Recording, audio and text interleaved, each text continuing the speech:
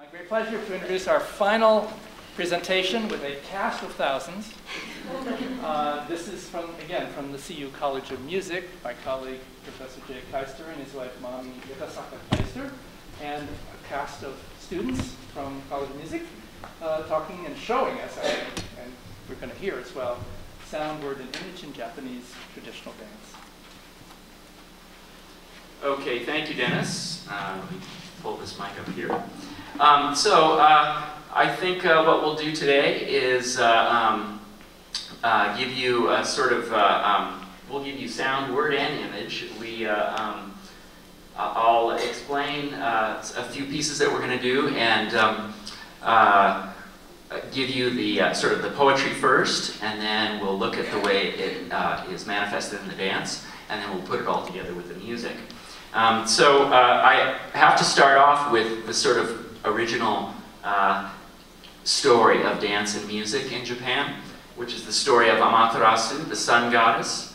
And this is a story that is an ancient Japanese myth, and it's really the origin of the first performance, first concert. And Amaterasu, the sun goddess, was angry at her brother, the storm god, one day, and shut herself up into a cave and pulled a boulder in front of the cave and deprived the world of her sunlight. And the gods got together and thought, what are we going to do about this? Because all the crops are going to die and the world is plunged into darkness. So they came up with an idea, and they thought, okay, let's have a little party, and let's have music and dance and singing and merriment. And they invited a goddess named Amano Uzume to dance and before the cave. And the idea was to create this sort of wonderful party where everyone was laughing and having fun. And Amano Uzume danced on top of a bucket, and everyone was cheering. And as they cheered her on, things got kind of wild, and she ripped open her bodice and exposed her breasts, and the crowd went wild. And inside the cave, the sun goddess was thinking, what's going on out there? Why are these people enjoying, life when I've deprived the world of my sunlight? So she got curious, and she peeked out of the cave, and it's when they drew her out of the cave, which is actually this image that you're seeing, the sunlight returning to the world as Amaterasu appears from the cave. Then they quickly rolled the boulder in front of the cave so that she couldn't go back in. And this successfully brought sunlight back to the world. And it started a long tradition in Japan of performance, not striptease, mind you, but a performance of music and dance as a sacred act to ensure that the spring would come. So you have ritual. Kagura is probably the oldest level of ritual music in Japan. And it involves all kinds of activities, some shamanic, but mostly performance. And you can see a masked performer there with drummers accompanying. There's many, many kinds of kagura. And this spirit also goes into some of the oldest dance and music in Japan. Bugaku is imperial court dance. It actually originates from China and from continental Asia, but it also has kagura as an element of it, and they take very seriously this idea of bringing the sun goddess back. They always perform it in December, mid-December, right at winter solstice time. And you can bet that they never forget to do it, because if they don't, the spring might not come. So music and dance is key for bringing life. And also music and dance is connected to death as well. So no drama is a 13th century music and dance and acting drama that is still continues on today in Japan. And it really concerns the spirit world, ghosts. Buddhism is sort of the realm of death, concerns the realm of death in Japan, whereas Shinto is all about life and reaffirming life. So you have no drama. One of the things you'll notice here is the musicians are visible on stage because it's a kind of a holistic approach to music. You know, you've got dancers, actors, and musicians all visible. And you'll see a couple of drums there that we'll be showing you here. The Suzumi, Kotsuzumi, shoulder drum, and the Otsuzumi, the side drum. We'll be incorporating that into our performance. Kabuki theater, which so many people know about, really celebrates the life of the middle class, the growth of the middle class from about 1600 to 1868. Some of the most famous features of Kabuki theater involve the onagata, which is the female impersonator role that you see here, the great Bando Tamasaburo. By the way, Bando Tamasaburo is in a school called the Bando School, and we will have a dance performance by my wife, Mami Itasaka-Keister, who is also known as Nyoka Bando, because she just got her license in the Bando School. She didn't get to meet Tamasaburo, which is her hero here that you see, but she did get to meet the head of the school, who's Bando Mitsugoro, who's a very famous Kabuki actor, who gave Mami her license. So we'll talk more about that later. But again, you see here in Kabuki, you see musicians visible on stage with the actors in front of them. And a celebration of the pleasure quarters. The pleasure quarters is really the focus of popular culture in this time period. And the pieces we'll be playing for you today are all about the pleasure quarters. And then, of course, there's folk dance, which happens all over Minbu, and it's sort of in a different category from Kabuki and No, it's connected to festivals. You see the Bon Odori there in the front, you know, nighttime festival, community festival, people dancing together. So what I'd like to do is call Mami up and demonstrate some of the dance expressions. The dancer in nihon buyo, I mean, of course, in Kabuki you might have a lot of props on stage, but typically in nihon buyo, classical Japanese dance, it's very simple. Her outfit, her kimono, she uses all aspects of that as a tool, and as well as the fan itself. So why don't we start with the fan?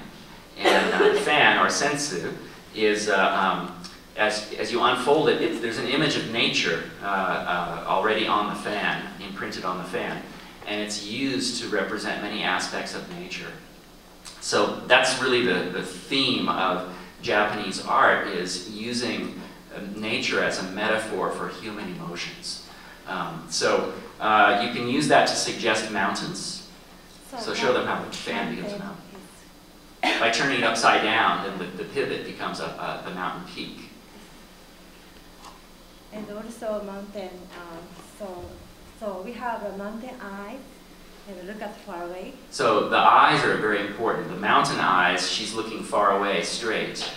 And maybe you could explain this now. The moon eyes, you're looking up, right? So moon eyes, we have a moon eyes, and so top of the moon, we can see the up. And mountain eyes, look at far away. And so water eyes, look at the down. So water eyes, looking down at the water. So you can tell but just by the movement of the eyes, what's going on. Why don't you show how the fan represents blossoming flowers? So flower blossom, and so if it's tree blossom. The sakura trees that bloom every spring, so the fan is upward. And flowers are on the ground. Flowers on the ground, like irises. See how the fan opens up, so literally blooming. And open fields. The open field, so sometimes like this, and we say yononaka in the open field, and open field. field. And the moon, and we have a Full moon. full moon and surround and little bit moon. And then the wind. So wind, and sometimes, So the autumn wind. and sometimes.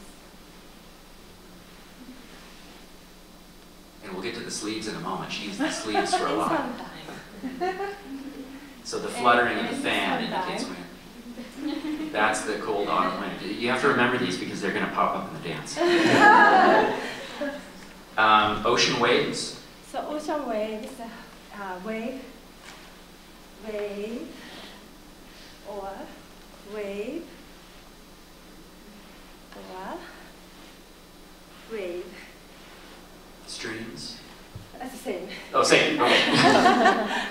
Okay, why don't we look at the sleeves? Sode. The dancers will have these long sleeves. The long sleeves is indicative of a young girl. So we use the sleeves for emotion, and so crying Wiping tears with the sleeves. and laughing. Laughing. Japanese people cover their mouth when they laugh. And angry is a vivid fist. Anger, Anger. but not smiling.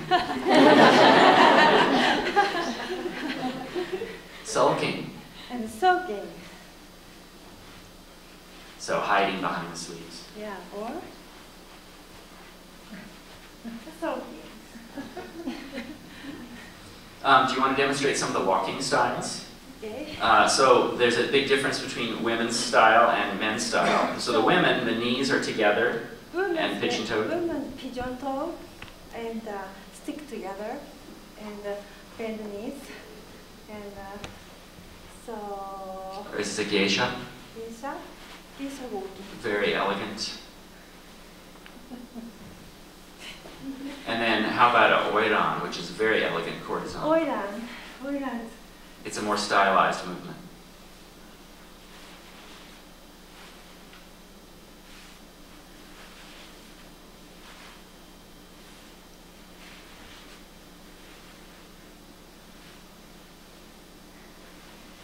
And the little girl. Young girl. Yeah, girl.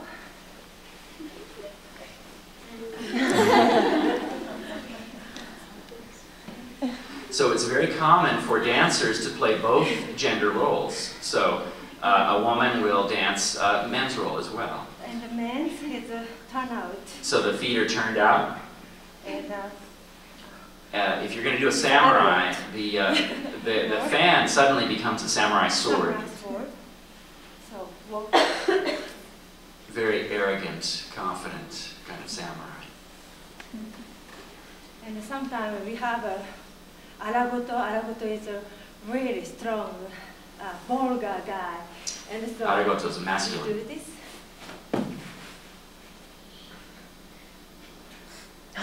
That's how they strike fear into No their smiling. No smiling. So why don't you demonstrate a common street merchant, choni, So turning is totally a different little than bit samurai. forward. Leaning forward. Forward. That, and the fan is his box of goods. Please buy. We'll be selling stuff.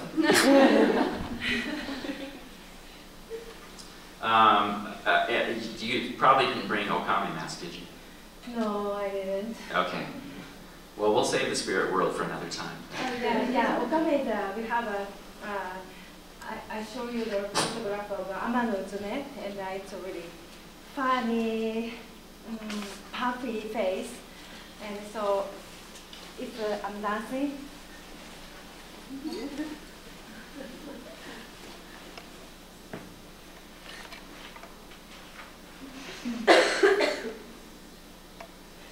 Yeah, it's a goddess that is a comic figure. Actually, the most important god and goddess in the dance are both comic figures. So why don't we look at a song. This is a piece called Itako Dejima, and it's this is a good example of urban music. In fact, that's what we're going to be doing mostly today. Itako Dejima is a is a short piece that actually appears in a longer kabuki piece. Sometimes they include it, sometimes they don't, and sometimes it's a standalone piece.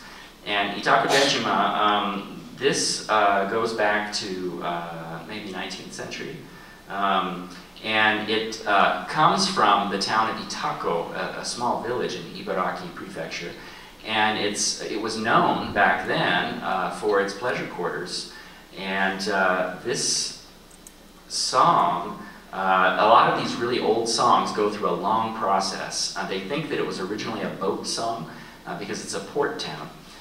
But being a port town, the sailors would come in and bring the songs in, and then the pleasure quarters, the women of the pleasure quarters, the prostitutes who played a lot of shamisen back in those days, would learn these songs and then incorporate that into their entertainment. So this song has a lot of influences in it. But what we're going to do is we're going to just look at the four verses here, and I'll give you a clue to what to look for in the dance, and Mami will help us out here. So the very first line, okay, well, so the first verse, in the port town of Itako, among the swamp grasses, irises in bloom, so sweet and pretty, row on, row on. So the swamp grasses are kind of like all the ordinary folks, and sweet irises are the women of the town. It's another thing about this music is it's also became in its time a way of attracting people to the town, attracting customers, that sort of thing. The second verse, the brushwood boat from Uji swiftly rides the rough water. For you, I would ride it upstream. Row on, row on. So this is a woman who is standing on the shore. The two main rivers come together here at Itako. And she's lamenting her lover who has disappeared and gone off on his way. This is a geisha song too, and if you know from Memoirs of a Geisha, the most important thing for a geisha is to get a sponsor, and that's referred to in the third verse. Of the many flowers, 5 kinds bloom, but men will care for none of them. Row on, row on. What Nushi refers to is the patron of that the woman is looking for to take care of her, and it's very, very sad because the patrons, don't want to care for these beautiful flowers. And then there's going to be an instrumental interlude, and then the last verse, ever so gracefully, drunk among the flowers, I'll do a dance. You'll notice that this is like haiku. You have a lot of 5-syllable and 7-syllable lines, and they're just little images, poetic images of nature that express the sadness of life. And this really does express the sadness of life in the pleasure quarters back in the day. And you'll see the irises there. That they have an iris festival every year in Itako. Mami, why don't you show them the very beginning, Itako Dejima no. So walking and look at flowers and open a fan. So she opens the fan. Turn the fan and rolling boat. So she's rowing the boat with a fan.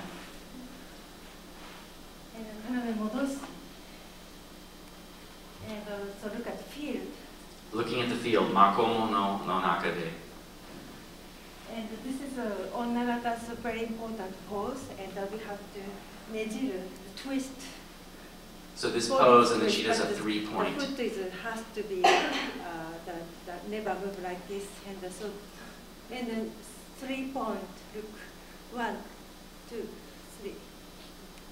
So in Japanese dance, there's always a movement, and then it stops, and then there's a pose. So and you then can the movement see starts in the again. Kabuki theater this pose often.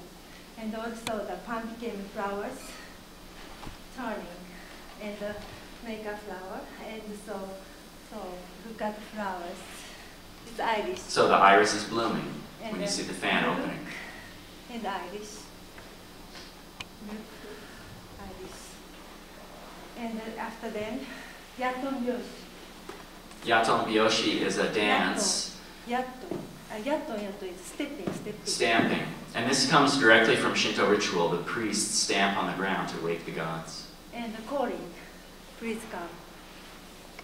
And the please come, there's kind of a double meaning. Please come inviting the customers, but it's also please come inviting the god. And so transaction, and this is alternative. So this is just a transitional move that sort of tells you it's the end of a verse and the next verse is starting. And this is Bekko. Bekko is a turtle. Bekko's a turtle. Turtle swimming in the ocean. So it's representative of a turtle. So there's no turtle in the poem, but it's just, so there's a lot of sort of ambiguous movements that are thrown in as well. So turtle is a very important metaphor in Japan and long life. So, Metaphor of long so life. we put the turtle and also crane a lot. And So second verse. Uji no shibafune. So it's becoming sail. That's the sail. Now the fan is a And sail. riding on the boat. And the water stream is very fast and pass over the river. So with that movement of the feet, it's a traveling motion. And fan and point to me, it's me. And so you and me together. Yeah. So that's for you. I would ride it upstream, and so she's riding the boat. And this one becoming what do you say? Oh, it becomes a rudder. Yeah. Now the fan becomes the rudder of the boat. And riding on the boat also. And another yatomyoshi. And then the third verse, of the many flowers, 5 kinds bloom. So third verse, so I put the fan into the obi. And the hand, this is a Tanzen Roppo, it's a movement. Tanzen Roppo is a very popular dance. And you notice the fingers opening up at the end? Those are the flowers blooming. This movement is so kabuki actor Bando Mitsugoro created. So,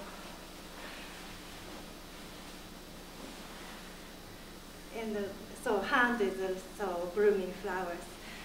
And look at the 5 kinds of flowers. And kotegai is blooming flowers. And you see her hands are the flowers blooming. So, and the point is, so, Dana-san, Dana-san, Dana. Dana-san, so the patron. What is Dana? Husband. Husband? No. Well, it's her, it refers to her patron. Sponsor. Sponsor. Sponsor. The point is sponsor. And hiding. Point is hiding. Because so this sponsor doesn't want to take care of her anymore. It's really sad story. Very, very sad. And so that's why I gave up. And yatomyoshi. And then in the there's an interlude, instrumental interlude, and then you pick up the from here, and these tambourines. going to be a spirit of flowers. So in the first of all, and so it's yatomyoshi.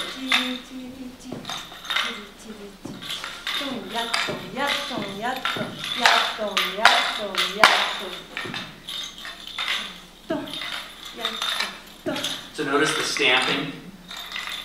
Again, stamping on the ground to awake the spirits.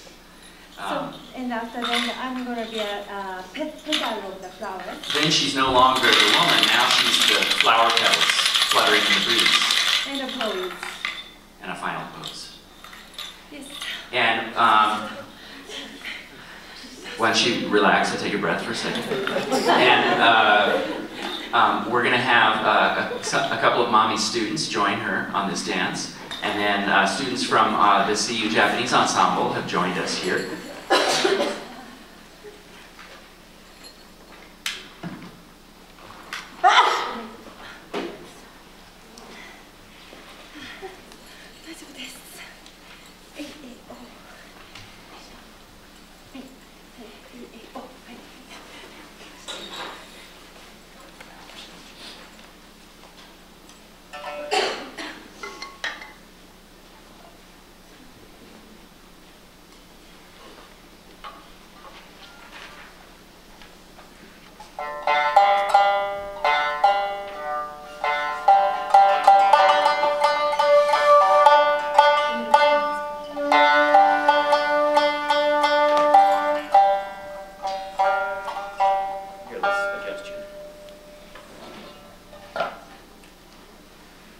shamisen go out of tune so easily.